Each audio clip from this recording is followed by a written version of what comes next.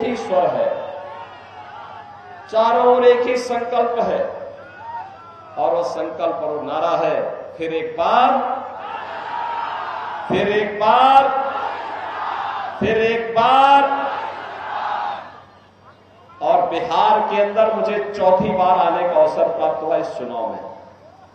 और बहनों और भाइयों, चौथी बार जब मैं आया और बिहार में जहां कहीं भी मैं गया तो बिहार की जनता ने कहा कि जो राम को लाए हैं हम उनको लाएंगे, जो राम को लाए हैं। और यहां की जनता बार बार कहती है कि राम भक्त ही राज करेगा दिल्ली के, राम भक्त ही राज करेगा।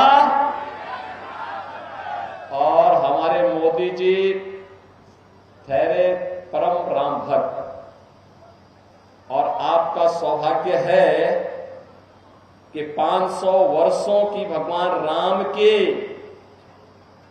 500 वर्षों के इंतजार को समाप्त करने के भगवान राम के वकील आपके प्रत्याशी रविशंकर प्रसाद जी ही हैं। रविशंकर जी, मैं आपका अभिनंदन करता हूं।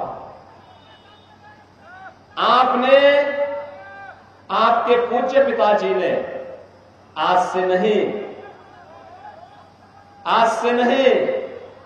पिछले 5 दशक में भारत और भारतीयता के लिए, भारत की राष्ट्रीयता के लिए लोअर कोर्ट से लेकर के सुप्रीम कोर्ट तक जिस निष्ठा के साथ प्रभु श्री राम की लड़ाई को लड़ा है, सचमुच आपने भारत के कोटि कोटि लोगों के जीवन को पूर्णमय करने का कार्य किया। और इसीलिए मैं आज तो आपका अभिनंदन करने के लिए आपके पास, आपकी संसदीय सीट पर आया हूं। बहनों और भाइयों, आज पूरा देश, पूरा हिंदुस्तान प्रफुल्लित है, एक स्वर से बोल रहा है कि जो राम को लाए हैं हम उनको लाएंगे। मोदी जी के नेतृत्व में अयोध्या में रामलला विराजमान जरूर हुए हैं, लेकिन बहनों और भाइयों, प्रभु राम की लड़ाई को प्रभावी ढंग से सुप्रीम कोर्ट में और हाई कोर्ट में लड़ने का काम आपका सांसद और आज के एनडीए के प्रत्याशी रविशंकर प्रसाद जी ने ही किया।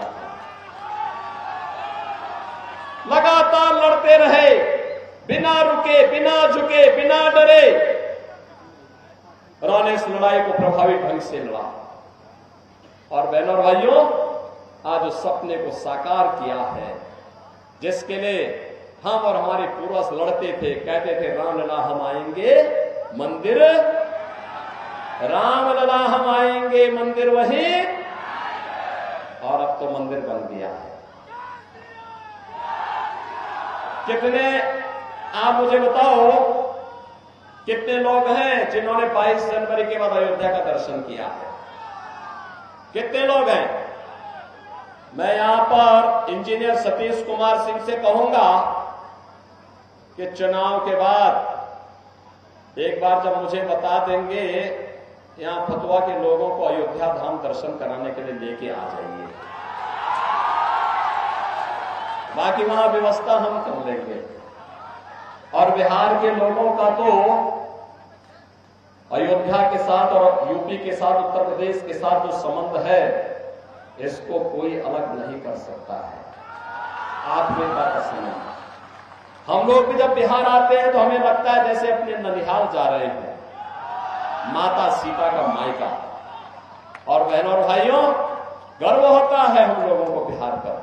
बिहार ने एक से एक विभूतियों को दिया है देश को, और इसीलिए आज मैं आपके पास आया हूं आपसे कहने के लिए कि बहनों और भाइयों, हमारा ये पीढ़ी सौभाग्यशाली है। हमने प्रभु राम को 500 वर्षों के बाद अयोध्या में विराजमान होते हुए देखा है, और प्रभु राम का विराजमान होना वर्तमान भारत की पूरी पीढ़ी को सौभाग्यशाली बनाती है, पुण्य का फलदायी बनाती है। और उस पुण्य के साथ आपको भी सहभागी बनाने के लिए मैं आज आपके पास यहां पर आया हूं। बहनों और भाइयों, आज हमारा देश बदल चुका है, एक नए भारत का हम दर्शन कर रहे हैं। मोदी जी के नेतृत्व में भारत श्रेष्ठ भारत की परिकल्पना साकार हुई है। एक ऐसा भारत दुनिया के अंदर जिसका सम्मान है, एक ऐसा भारत जिसकी सीमाएं सुरक्षित है, एक ऐसा भारत, याद करिए, ये कांग्रेस और आरजेडी की सरकार थी। अयोध्या में आतंकी हमला हुआ, काशी में आतंकी हमला हुआ, ये पटना में सीरियल ब्लास्ट हुए, और देश के अंदर अलग अलग कोनों में जब विस्फोट होते थे, सुबह की शुरुआत होती थी किसी बड़े घोटाले से, और शाम आते आते किसी बड़ी आतंकी वारदात की सूचना आती थी। हम लोग सांसद हुआ करते थे, रविशंकर प्रसाद जी भी सांसद हुआ करते थे, और जब हम लोग इस मुद्दे को उठाते थे, सरकार से कहते थे, कांग्रेस नेतृत्व की यूपीए सरकार से कहते थे, आतंकवादियों से निपटो, इनके खिलाफ कार्रवाई करो, तो ये कहते थे आतंकवादी तो सीमा पार के हैं। और आज मोदी जी के नेतृत्व में आतंकवाद और नक्सलवाद समाप्त। अब तो पटाखा भी जोर से फट जाए ना, तो पाकिस्तान पहले सफाई देता है, कहता है साहब मेरा हाथ नहीं है। उसे मालूम है नया भारत है, छेड़ेगा नहीं, लेकिन कोई छेड़ेगा तो उसको छोड़ेगा भी। ये नया भारत है। और मैं कहना चाहता हूं कांग्रेस और आरजेडी के लोगों से, जो लोग पाकिस्तान का राग अलाप रहे हैं, का ये भारत पे बोझा बने थे, अरे जाओ पाकिस्तान। अरे हिंदुस्तान में मोदी जी तो 80 करोड़ लोगों को फ्री में राशन दे रहे हैं, पाकिस्तान में कोई भीख भी नहीं देने वाला है, क्योंकि वहां तो स्वयं भूखों मर रहे हैं। जितनी पाकिस्तान की आबादी है, उससे बड़ी आबादी को मोदी जी ने 10 वर्ष में गरीबी रेखा से उभार करके खुशहाल जीवन जीने की ओर अग्रसर किया है। बहन और भाइयों, 60 करोड़ घरों में आज मोदी जी ने 60 करोड़ लोगों को देश में 5 लाख रुपए की आयुष्मान भारत की मुफ्त उपचार की सुविधा दी है। और मोदी जी ने कहा है 4 जून को जब फिर एक बार मोदी सरकार बनेगी, तो 70 वर्ष से ऊपर के हर व्यक्ति को फ्री में 5 लाख रुपए हर वर्ष उपचार की सुविधा उपलब्ध करवाएंगे। बहनों और भाइयों, मोदी जी के नेतृत्व में किसानों को किसान सम्मान निधि, हर गरीब के घर में शौचालय का निर्माण, हर घर में उज्ज्वला योजना के कनेक्शन, 4 करोड़ गरीबों के मकान बन गए हैं। और मोदी जी ने कहा 4 जून को जब फिर एक बार मोदी सरकार बनेगी, तो बहन और भाइयों, उस समय जितने भी गरीब होंगे सबके लिए एक एक मकान की स्वीकृति भी उसके साथ ही प्राप्त हो जाएगी। भारतीय जनसंघ के समय से लड़ाई लड़ी जाती थी, एक देश में एक प्रधान, एक विधान, एक निशान होगा। कांग्रेस जबरदस्ती धारा 370 को, इस बोझ को देश के अंदर लादी हुई थी। हम आभारी हैं मोदी जी के, उन्होंने कश्मीर में धारा 370 को समाप्त करने का निर्णय लिया। और हम धन्यवाद देना चाहेंगे, अभिनंदन करना चाहेंगे रविशंकर प्रसाद जी का, जिन्होंने न्यायालय में इस लड़ाई को लड़ा। कश्मीर में धारा 370 हमेशा के लिए समाप्त होकर के आतंकवाद की ताबूत पर अंतिम कील ठोकने का काम भी कर दिया।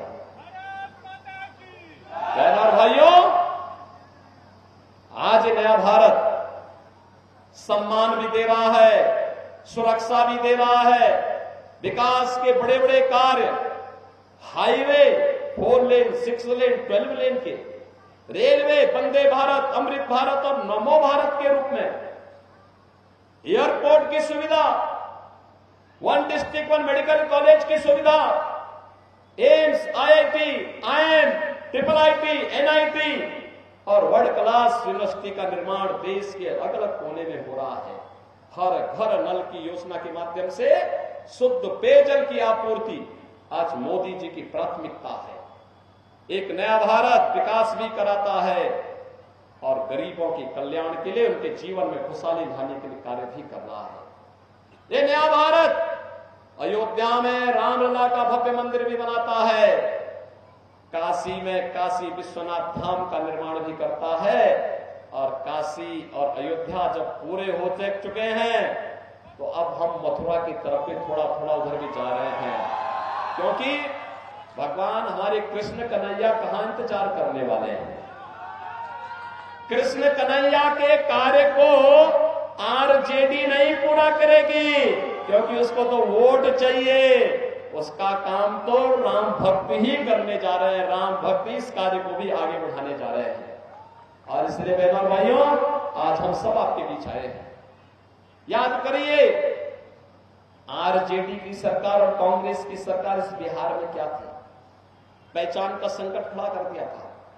मोदी जी आपको डिजिटल युग में ले गए हैं, लेकिन लालू जी की आरजेडी आज भी आपको लालटेन युग में ले जाना चाहती है।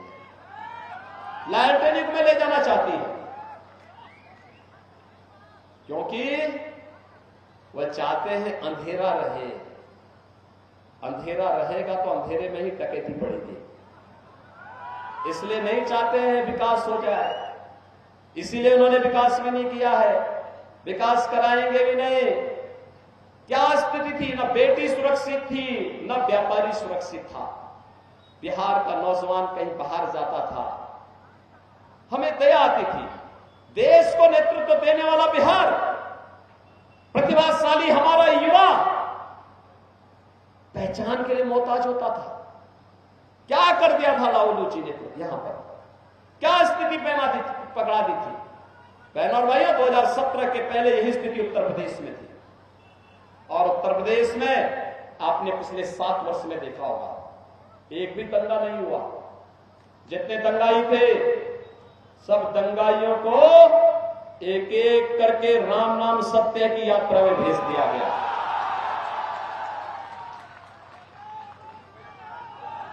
जिन लोगों ने गरीबों की जमीन पर कब्जा किया था, जिन लोगों ने जबरन अतिक्रमण करके वहां पर गरीबों की जमीनों पर, व्यापारियों की जमीनों पर कब्जा किया था, एक एक करके वे सभी हटते गए।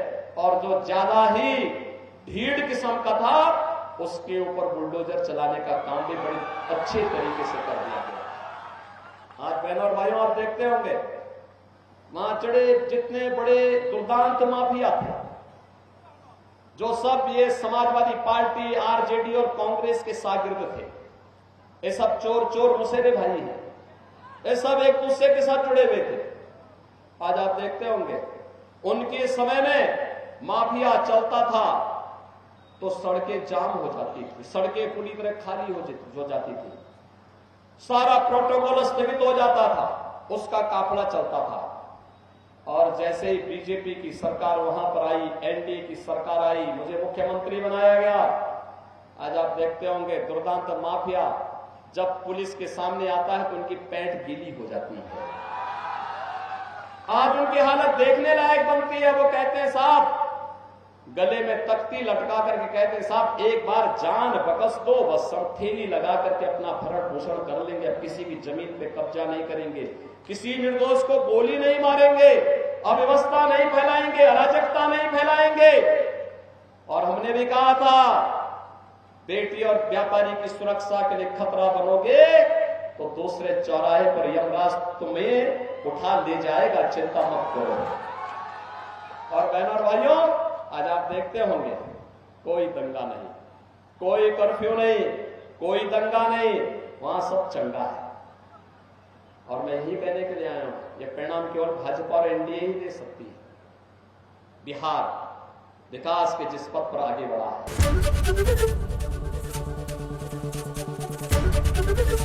एबीपी गंगा, खबर आपकी, जुबान आपकी।